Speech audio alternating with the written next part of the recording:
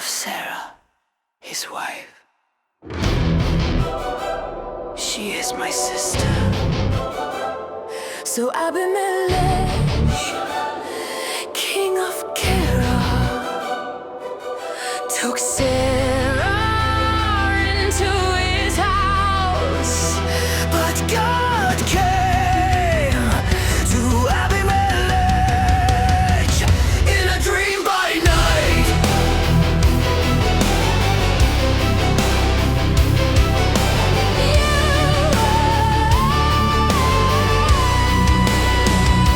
You are a dead man because of the woman you have taken.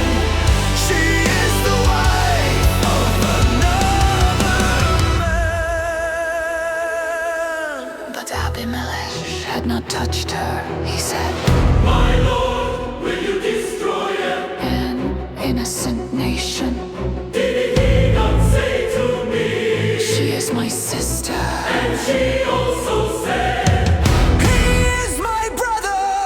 I acted with a clean heart and innocent hands.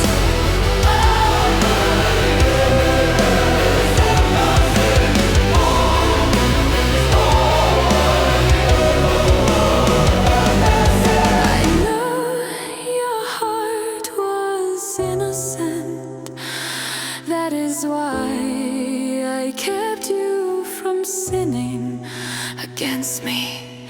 Return the man's wife. He is a prophet. He will pray for you, and you will live. But if you do not restore her, you will surely die.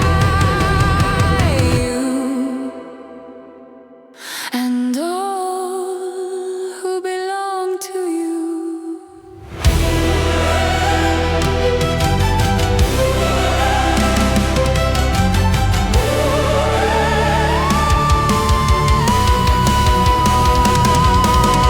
Early in the morning, Abimelech rose. He called his servants and told them everything. They were filled with fear.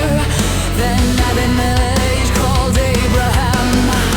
What have you done to us? What wrong did I do to you that you brought such guilt upon my kingdom? You have done things that should never be done. Why did you do this?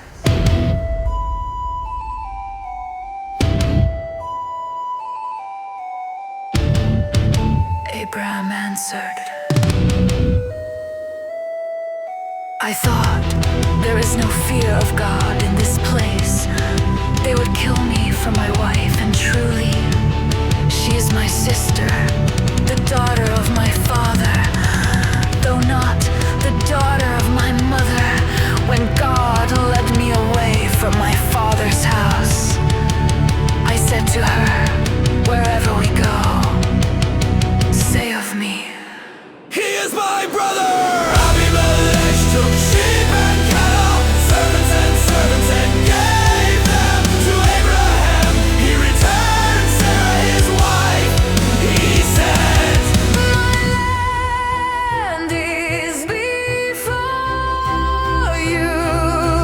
Live wherever you desire.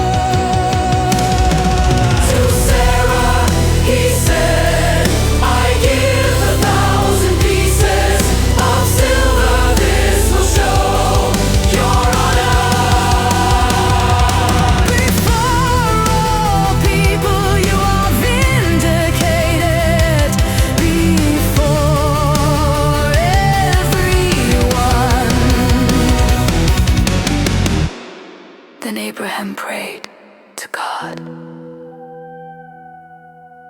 and God healed Abimelech, his wife, and his household. They were able to bear children again, for the Lord had closed every womb in the house of Abimelech because of Sarah,